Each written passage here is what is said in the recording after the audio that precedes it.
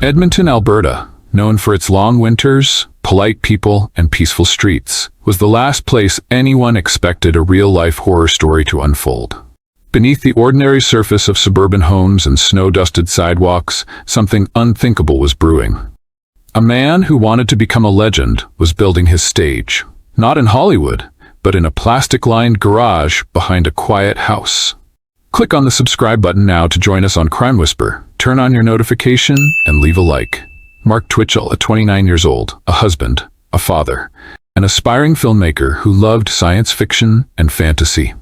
But his greatest obsession wasn't in galaxies far away. It was with a fictional killer named Dexter Morgan. Twitchell didn't just admire Dexter. He studied him, idolized him, and in time, tried to become him. He began telling friends he was working on a new short film. It was called House of Cards, a dark thriller about a killer who lures men online and murders them in a garage. He even rented a detached garage in Edmonton to use as a set. It was low budget, bare bones, but deliberately staged. Plastic sheets lined the walls, a folding table stood in the center, a camera rested on a tripod, and in the corner hung a gold-painted hockey mask. His friends thought it was just another indie passion project. They didn't know the camera was already rolling. And they didn't know the script was real. Johnny Altinger was a 38-year-old computer technician. He was sweet, shy, and hopeful, especially about meeting someone special.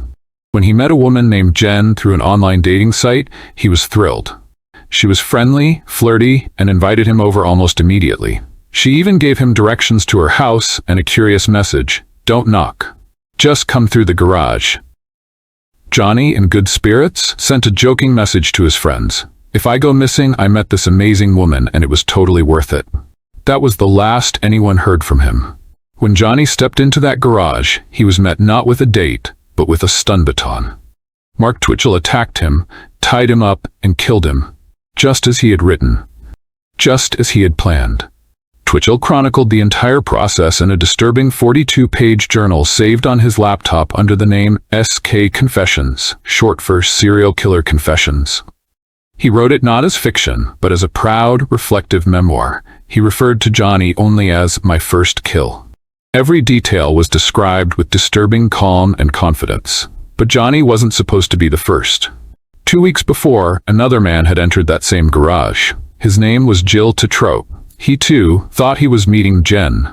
When he arrived, a masked man attacked him with a stun baton.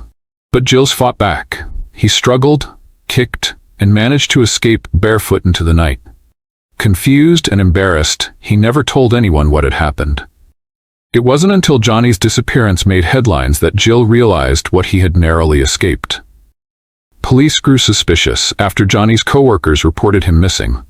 When they searched his apartment, they found his passport, his luggage, and his travel documents. Everything still in place. They also traced the directions Johnny had received to a rented garage in Edmonton. Inside, the bleach smell was heavy, but the cleanup wasn't perfect. Faint blood stains still clung to the floorboards. Then came the damning discovery. On Twitchell's laptop, buried in a deleted folder, was SK Confessions. Every word written in it matched what the detectives found. Still, Twitchell claimed it was fiction, a screenplay, a creative experiment. But the evidence said otherwise, and so did Johnny's teeth, which were later discovered in a sewer pipe. In court, the jury saw through the lies. Twitchell was found guilty of first-degree murder, but the story didn't end with his conviction. Even in prison, Twitchell kept writing. He began corresponding with crime journalist Steve Lillibuen, sending him over 300 pages of handwritten letters. He still tried to control the narrative, painting himself as a misunderstood genius. In one letter he wrote, "My only regret is getting caught before my potential was realized." Years passed. The world moved on, but Twitchell didn't. In 2025, a strange envelope arrived at an evidence facility.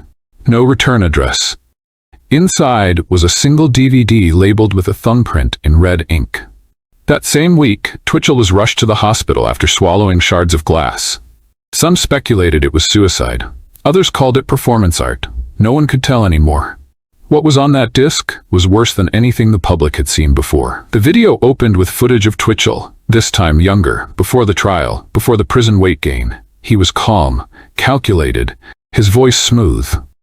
"If you're watching this," he said, "I've either succeeded or I'm dead. But either way, you're still under my direction." The video shifted to a grainy handheld shot of a young man tied to a chair. Pale, nervous. He wasn't Johnny, he wasn't Jill's, and he certainly wasn't Jen. The timestamp? August 2008, 2 months before Johnny was killed. This footage proved that Johnny wasn't the first kill. There was another. A man the internet would come to know as the ghost victim. No name, no missing person report, no leads. Just a face on tape and the voice of Twitchell calling him a necessary transformation. And then came another twist. Twitchell stared directly into the lens and said, "This isn't a solo project. Every great film has a crew." He opened a notebook and flipped through pages of usernames, email addresses, and GPS coordinates. Next to each, stars, X's, checkmarks. Authorities realized Twitchell had been active for years on Reddit, 4chan, and underground forums. Under various aliases, he posed as a horror writer, a method actor, a Dexter superfan. Some users were just playing along. But others? Their IP addresses were tied to real crimes. Unsolved murders, disappearances, even burned-out vehicles. This wasn't just a killer with a camera. This was the ringleader of something much darker. Haunted by his own survival, Jill's returned to the condemned garage. Behind a furnace, beneath loose floorboards, he found a hidden hard drive wrapped in duct tape. Labeled Original Screenplay, it contained dozens of text files. Some were horror stories. Others were logs. Disturbing, clinical accounts of real experiments written in third person. Subject 3 failed to scream. Must adjust the knife angle. Experiment with chloroform diluted. Not effective at current dosage. Redhead. High pain threshold. Took longer than planned. Twitchell rated his kills like a director critiquing a film. One name repeatedly appeared in the files. Eva. The bridge. The test subject. But Eva had never appeared in court. Then, in early 2025, a woman was admitted to a trauma center in Calgary. She was dazed, fragile, and kept whispering about Mark and the garage. When shown photos of Twitchell, she collapsed. She had been lured in the same way as Johnny and Jill's, but instead of being killed, she had been restrained, tested, and let go. Her trauma had silenced her for over a decade. Then karma finally made a move. In prison, Twitchell was attacked by fellow inmates. They didn't kill him, but they left a message. Carved deep into his forearm. Karma. Weeks later, he was found unresponsive in his cell. But there were no wounds, no poison, no overdose, just a USB drive clenched between his teeth. On it, a one-page document. His final words, "You thought I was a filmmaker, but I was the audience, watching all of you, judging your reactions. You didn't stop me, you gave me sequels. The world doesn't punish monsters, it rewards the best storytellers. And in the end, that's what I was. A storyteller you'll never forget." Soon after, a second DVD appeared at the doorstep of journalist Steve Lilbuen. It was labeled, "The Final Cut." No one has dared open it. Eva has gone into hiding under a new name. Jill says he doesn't need to see what's on it.